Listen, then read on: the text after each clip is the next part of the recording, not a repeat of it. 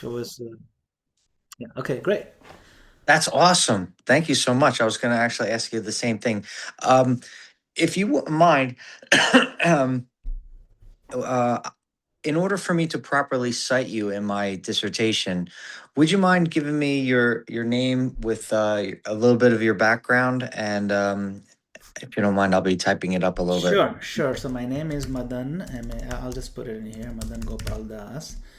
Okay, in the chat, and I am co-director of ISKCON Communications for North America. So that's really my official title. All right, fantastic. And you might be familiar, maybe not, of ISKCON, International Society for Krishna Consciousness. That's founded right here in America in 1966 by Swami Prabhupada. So he's the biggest proponent of the Bhagavad Gita in the world. We sold, Mm. probably 100 million copies of his Bhagavad Gita all over the world, millions and millions, Wow. Wow, amazing. in over 50 languages. So That's incredible. Um, let me just start off by asking, what does the Gita say about how its followers are to resolve conflict? yes, so we can just dive right into it. So in the Bhagavad Gita, there's a lot of nuances as you can understand, but Hmm. the conflict is not merely something external to be managed. It's a symptom of deeper misalignment with consciousness within our consciousness. So the Gita doesn't just resolve conflict situations; it aims at resolving the root cause of the conflict itself. You see? Mm. So that's and what is the root cause according to the Gita? The overarching theme of conflict, and conflict is covered quite a bit in the Gita, but from this particular angle and from several other angles as well. So the root of conflict is false identification. The technical called avidya, which means ignorance of who we actually are. So if we identify with this body, thinking that okay, I'm an Indian person, or I'm an American person, or I'm black and white, but we're not really that because that changes with time. You see, um, I'm not the mind either because we change our mind too, and Mm. we identify with our ego in the sense that who I really deeply identify, who I really think I am. So all those identities, the misidentification creates this unnecessary I versus you, mine versus yours. It creates attachment versus aversion. So these are the roots of conflict. So Krishna, who is the speaker of the Gita, speaking to Arjuna, he dismantles this concept from the very beginning of the Gita, starting in chapter 2, that you are not this body.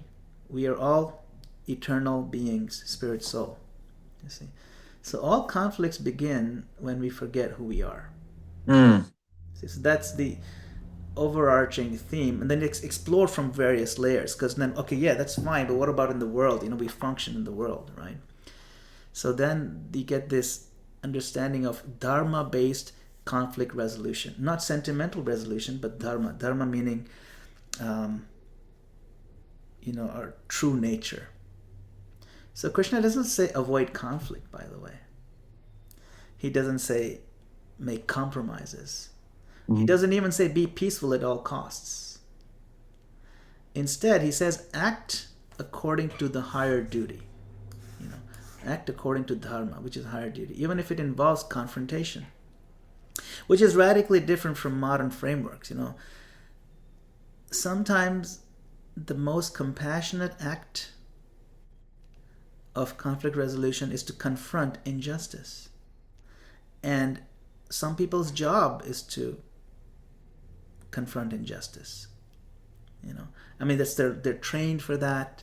They're supposed to defend those who are downtrodden, and people commit injustices to them all the time. So then there Mhm. are those who we look up to. Say, for example, a cop. If a child is being mugged and they run to the cop's natural job is to protect the child and so on, right? Right. So this is called a higher duty. So conflicts Krishna offers this framework called detached action, which is that conflicts escalate due to ego investments, desires Hmm. for outcome, or fear of loss, right? This Yeah. insecurity. What Krishna's solution is act fully, but remain detached from the results because you're attached to certain outcomes. But you got to understand there's a higher power at play here. When you Hmm. understand that you just have to do your duty with the full honesty, but not be attached to particular outcomes, then what happens? It removes anxiety, it removes unnecessary aggression, it removes this element of manipulation. So if everybody understands their dharma, which is their higher duty of being honest, then aggression, manipulation is gradually removed from society. That's the aim, right? Um, That's absolutely amazing. yeah, yeah. So when you hear it in terms of those framed in those contexts, then you really step back and reevaluate the whole basis of what conflict is and why it arises and how to resolve it. Yeah. Hmm. There are certain examples throughout the Bible, the Torah or the Talmud, the Quran, where the other spiritual leaders have given me some specifics. For example, the Ten Commandments, how you're supposed to act, examples of stories throughout some of the writings that accentuated the philosophy or the direction that those religious texts were telling people to go. Um, you mentioned something about where it says something about conflict in chapter 2. Are there some specific references in the Gita that you can point to that say, Here's an example of this, which accentuates or writes down the law in which you should follow?" Sure, sure. And what's very interesting is that the Bhagavad Gita is just part of a larger book called the Mahabharata. And it's actually this conversation between Krishna and Arjuna is taking place on a battlefield. And Arjuna is a Really? warrior. He's a warrior.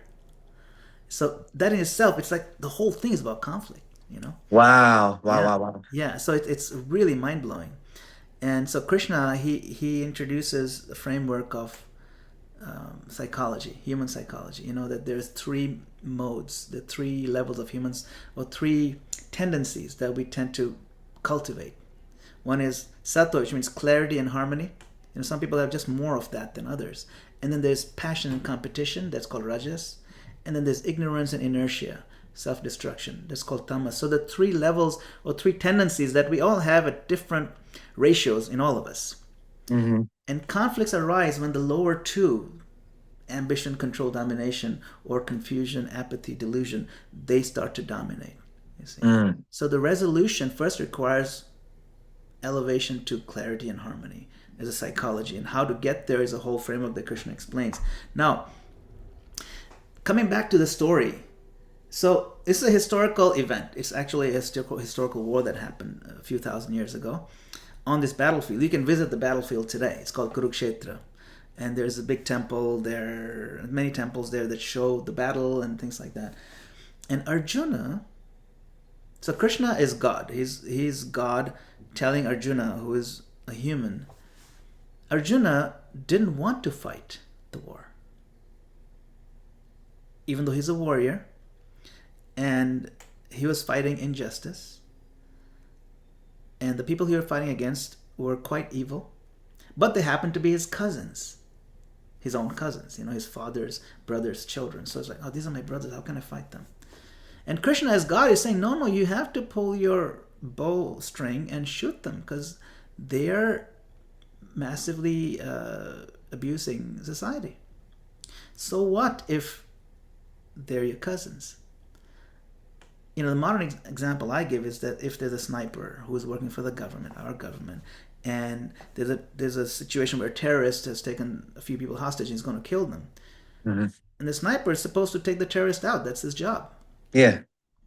But if the terrorist happens to be his cousin and the sniper is hesitating, then the sniper is now, his conflict is based on a kind of corruption, you can say. His Hmm. job comes first. So the finer nuance here is that nonviolence, see, Arjuna initially argues for nonviolence. Like, nonviolence is great. Let's just not fight. Everybody, war, what is it good for? Absolutely nothing. And Krishna rejects it. Why? Because passive avoidance can be irresponsible. Like in Hmm. this scenario, it can be. Yeah. There are situations where, I mean, we give the medals of honor for doing the right thing, right? Yeah. So true nonviolence is acting for the ultimate spiritual good for the whole society. So that's one nuance that's very important. That makes this really stand out. It's quite different. It's not the blanket that we have to never fight. No, there's a place for violence in society, as bad as it sounds. When you look at the scenarios, of course there is. Mm. But Krishna, as God, is telling Arjuna, you become my instrument. This isn't like, in pretty much all scripture says, God, thy will be done. May your will prevail, right? And so Krishna is telling Arjuna that you become my instrument for my will. So conflict dissolves when we recognize that I'm not the doer, I'm doing this for God. And I'm doing it for a higher purpose, under proper guidance, under proper scriptural guidance, under proper lens of doing the right thing, and after weighing all the pros and cons, and really applying all the intelligence that God has given us. Mm. So that's there's a place for that conflict. At the same time, there's also a very strong message of equality of vision in the Gita. It's called Samadarshana, where when you're self-realized, when you're fully realized, you understand that friend and enemy, they're all equal in one sense. Because everyone is child of God. Everyone. Nobody's not child of God, right? What's that term that you just used? Sama darshina. Sama means the same. It's Sanskrit. The English word same comes from that word. Sama, S-A-M-A. Darshina means the vision. So who has a equal vision. That's the word that Krishna uses. So you see them equally, not sentimentally, but spiritually. So what Mm. happens from the point of view of conflicts is that this vision transforms hatred to understanding, Wow. and it transforms revenge to responsibility. See, because now you're doing it for higher understanding with a greater sense of responsibility. It's not driven by my own hatred, by my own um, prejudices, right? Would it be fair? I'm sorry to Yeah, interrupt. no, please, anytime. Would it be fair to say that not only is conflict unavoidable, and not only is it, I guess, necessary, but it's an absolute in terms of you becoming like or following the spirit of the Gita. Yes. If you were to read the Mahabharata, the actual story, all the events leading up to the Gita, Krishna tries very hard as a peacemaker to avoid this war. He offers Mm. all kinds. So he tries really, really hard in the sense that he goes and talks about, let's make some compromise.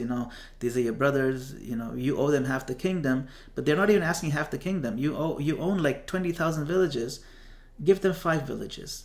Let them, and then there'll be no war. They'll be happy because they're kings. They have to rule something. So give them 5 little villages because they're 5 brothers, and you can keep the other 20,000 villages. And the entire emperorship. But the guy, his other cousin, said, "No, I'm not going to give you anything, not even a needle point worth of land." So he was very aggressive, and he was a pretty evil guy. So that he had to go.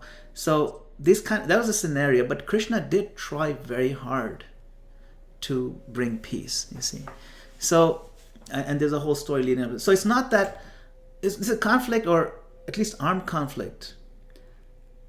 It has to be a last resort. You know, Yeah. you don't want to justify every single time. You really, really have to think it through. And of course, the battlefield, there's no women and children there. It's just Hmm. soldiers. It's not like there's, civilians being hurt and stuff like that. So there's rules around that as well. Yeah. But the root cause that Krishna identifies, or he highlights, is the mind. If you can control your mind, you can control conflict.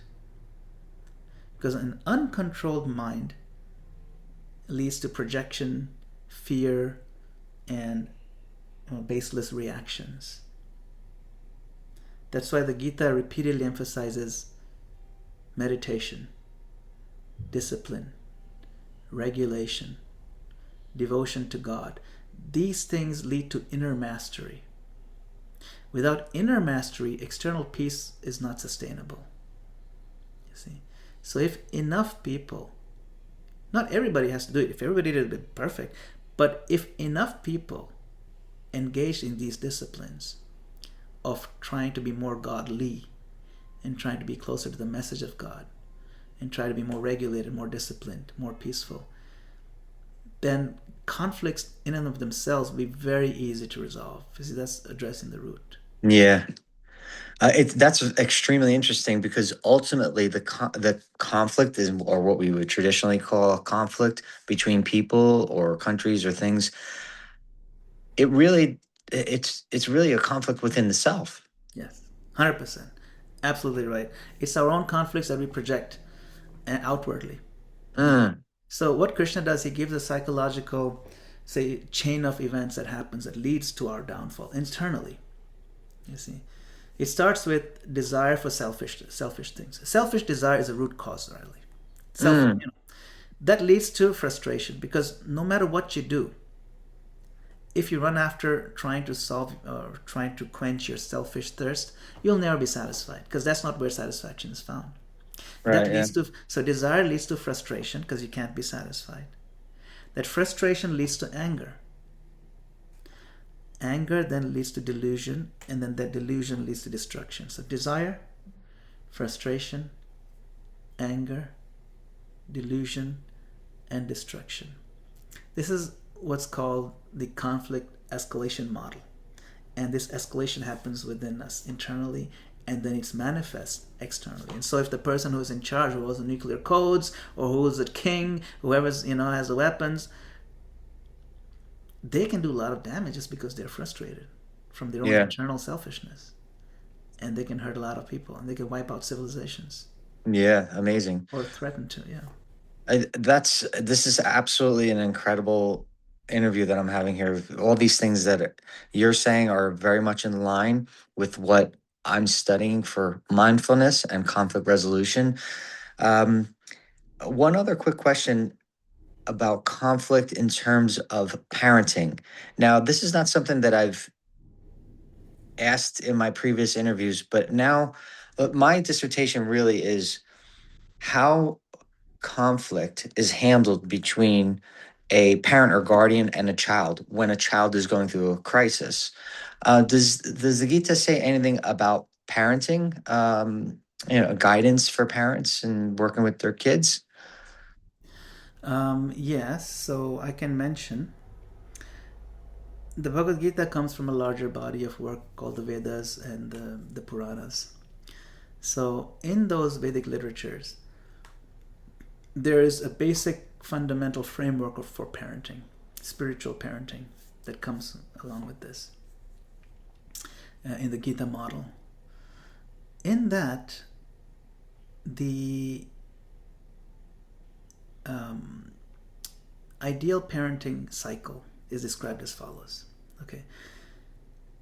For the first 5 years, from 0 to 5, you give so much love, care, and affection to the child. And for the most part, forgive pretty much everything. Unless it's very bad behavior, but you really want to be forgiving. No, it's okay, don't worry, it's fine. Unless, they're hitting people, then you stop them. But you do very little disciplining and just saturate them with love and affection. Because up to Hmm. the age of 5, they can't really do that much damage anyway. Yeah, yeah. Then, from the age of 5 to about 14 or 15 or 13, depending on the maturity, say 5 to 13, you apply very strong guardrails, very rigid discipline. No punishment, but very rigid discipline. Mm, And then from 15 onwards, you become friends again. At that point, discipline backfires. 15 onwards, it doesn't really help, because they pretty much become adults in the mind frame. So mhm. why does this work? Why does this framework work? Because when from 0 to 5, you've given nothing but saturation of love and care and affection, then the discipline, when you mete it out, they know that it's coming from a place of love.